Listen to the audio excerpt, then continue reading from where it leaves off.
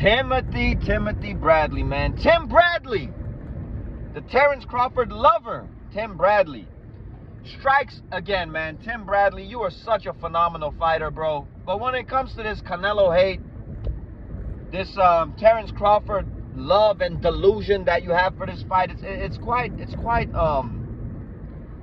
mind-boggling, my friend, to keep it honest with you, man. Timothy Bradley recently coming out to say that, you know, Terence Crawford's reasonings for going up to 168 super middleweight, man, to 168 pounds, to fight the Jefe of the weight division, to fight the two-time undisputed champion at that weight division in Canelo Alvarez, is for legacy. Is for legacy, bro. Is for legacy.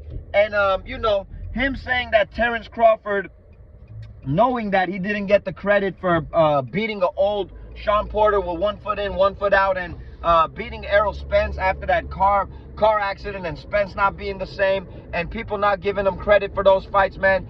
You know, at least you're kind of right when it comes to that, because Terence Crawford's resume does suck. I've said it a million times, and I'll say it over and over again. I don't blame Terence Crawford for it. I feel like a lot of boxing politics got in the way. But, man, this dude is the best fighter, I would say, ever, with the worst resume ever, bro. That's what I say about him. But Timothy Bradley, do not get this twisted. Terence Crawford is fighting Canelo Alvarez because he's going to make over 50 M's doing so, bro. He has over 50 million reasons why he wants to fight, you know, Canelo Alvarez out of the blue. Because Terence Crawford, you know, the same Terence Crawford constantly saying those dudes at 168 pounds are different. Those boys could crack. Those boys are big. Pause. Terence Crawford never in his wildest dreams thought of fighting Canelo Alvarez until Turkey Al-Sheikh came out with the bag and had this fantasy, you know, of Canelo Alvarez fighting Crawford, bro. The only reason Crawford is fighting Canelo Alvarez is for money. Timothy Bradley, don't you ever get that twisted, bro. And stop spewing out these lies to the people, bro, like people are out here stupid, bro.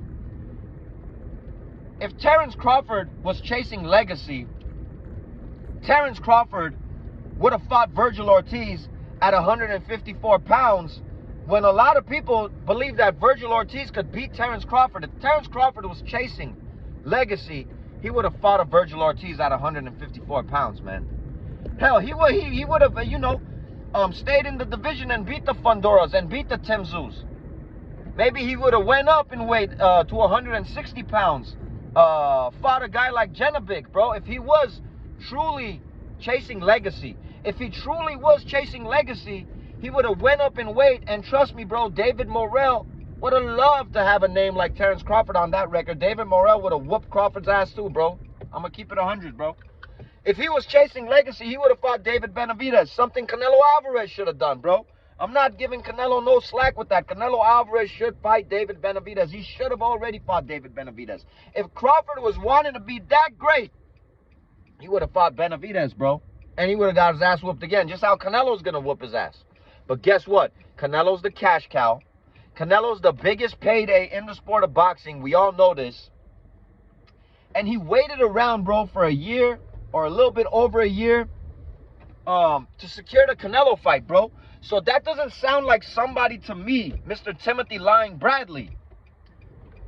That doesn't sound like somebody that's chasing greatness. And another thing you said, man, that was mind-boggling, of Crawford not asking for a rehydration clause and whatnot, because when he goes in there September 13th and beats Canelo, he doesn't want no excuses of why he won the fight. He just wants to win straight up so everybody could shut their mouth. Tim Bradley, bro, I don't know if you're on drugs, bro, but first and foremost, that would have been Canelo Alvarez's decision at the end of the day, if he would have wanted a rehydration clause or not, man. Canelo Alvarez is the A+++ side. Don't you ever forget it, bro.